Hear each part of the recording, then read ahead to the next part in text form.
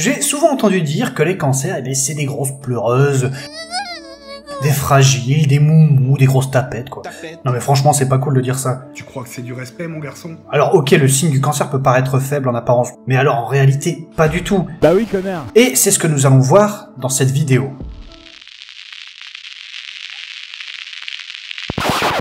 Alors, quatrième signe. Après l'autre poucave de Gémeaux, il y a quoi? Eh bien, le cancer. Alors, toujours la même précision, je vais vous parler du cancer dans sa globalité. Ouais, c'est pas faux. Le signe du cancer, tout en allant à l'essentiel.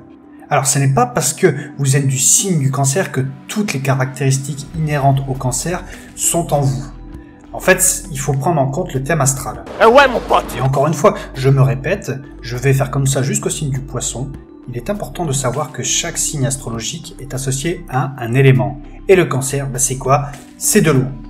En même temps, c'est un grand sensible, il faut pas le brusquer. Tu touches à ma sensibilité. C'est pas étonnant qu'il soit de signe d'eau. Le Dorlo, dans 20-30 ans, il n'y en aura plus.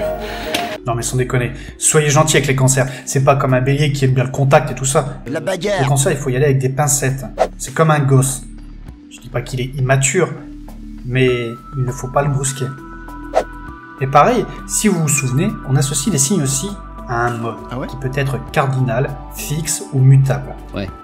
Et ça, c'est en rapport avec les saisons. Et le cancer est un signe cardinal. Il est annonciateur de l'été. Et puis, les signes cardinaux, ils savent diriger un petit peu quand même. Et là, on se dit que c'est contre-intuitif par rapport à un être aussi sensible. Mais il faut s'enlever de la tête que tous les chefs, les dirigeants, c'est des gros bourrins qui dominent le monde, machin, tout ça. Rire de droite. Le cancer, lui, il fonctionne à l'empathie. Il va y aller en douceur. Le cancer est très humain. C'est pourquoi la plupart des cancers, ils fonctionnent comme ça. C'est des émotifs. Après, n'oubliez pas que c'est une généralité. Il y a des cancers, c'est des vrais enculés. C'est comme pour tous les signes. Le symbole du cancer, c'est ça. Alors ouais, je sais, c'est un 69, c'est dégueulasse. Je me souvenais pas que les cancers c'était des gros crados. Trop dégueulasse. Après, je suis pas sûr, mais son symbole, je crois que c'est mythologique, c'est en rapport avec l'hydre, Hercule, tout ça. Enfin, je vous dis peut-être une grosse connerie après. C'est pourquoi je vais pas aller plus loin. Je sais pas pourquoi tu parles de choses comme ça, t'as peut-être des échos, je sais pas. Ici, la planète du cancer, c'est la Lune. Bon alors, je sais ce que vous allez me dire, la Lune c'est pas une planète. Bien évidemment. Je les vois venir, moi les gens astronomie, la Lune c'est pas une planète. Ah d'accord. C'est juste une déformation de langage. En astrologie, la Lune, c'est ce qu'on appelle un luminaire. Et quand je dis luminaire, c'est pas ta lampe de chevet. Aziz, lumière. Des luminaires, il y en a deux. Il y a la Lune et le Soleil. La Lune représente nos émotions, notre côté féminin. C'est pourquoi elle est super importante dans un thème astral et encore plus chez les femmes. Mais je vous ferai une vidéo là-dessus plus tard, sur les phases de la Lune, tout ça. C'est génial. Et comme la Lune, c'est l'astre du cancer, ça en fait les êtres les plus émotifs du zodiaque. La Lune déteint beaucoup sur les cancers. C'est aussi pourquoi ils sont très lunatiques. Lune, lunatique, vous comprenez. Tu m'as pas que c'est pas vrai. C'est pourquoi pour un cancer, il est très important de faire ses lunaisons. Alors les cancers, comme tous les autres signes, ils ont beaucoup de qualités. Ah bah c'est super. Déjà pour commencer, ils sont très émotifs. Bon, ça peut être une qualité, un défaut, ça dépend des cas, mais ce que je veux dire, c'est qu'ils sont très empathiques. Ils peuvent vous comprendre mieux que n'importe qui. Ils sont aussi très sentimentaux. Chérie, je t'aime, chérie, je t'adore. Ils sont paisibles. C'est moi qui ai gagné à la castagne, moi, elle a perdu cette canette. Du fait qu'ils ont toujours la tête dans la lune, entre guillemets, Ta gueule. ils sont aussi très imaginatifs. La lune, elle est en relation avec la mer, c'est pour ça aussi qu'ils peuvent se montrer aussi très maternels.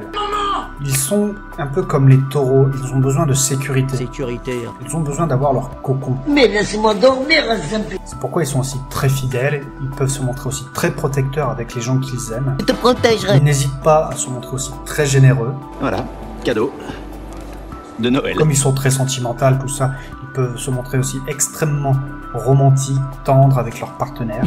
Ça va, poupette? Ça, c'est le côté sentimental. La lune, elle est en relation aussi avec le ventre. C'est pourquoi que les gens qui ont un bon côté cancer ou une lune assez forte, c'est des très bons cuisiniers. Ce qui fait que le cancer, il est extrêmement gourmand. Impossible de lui faire tenir une diète. Mais ça va être une gourmandise plus portée sur le sucre. Il a bouffé des crêpes au Nutella. En fait, il a un côté enfant, le cancer. Là où un taureau, il va bien aimer bouffer un bon gros jambon, le cancer, lui, ça va être plus des pâtisseries, des gâteaux, des trucs comme ça, quoi. Le cancer peut se montrer aussi extrêmement dévoué, mais le cancer, il a aussi ses défauts. C'est inadmissible.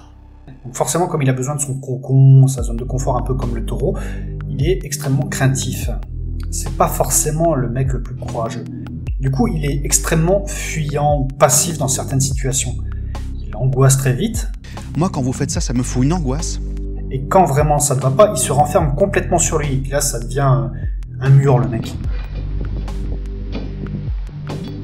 Il est aussi très lunatique. Ça, c'est agaçant, quoi, parce qu'il y a des jours ça va, un jour ça va pas. Comme il aime bien son cocon aussi, des fois il est casanier, il est paresseux, il aime bien rester chez lui. Il n'est pas du genre forcément à voyager beaucoup.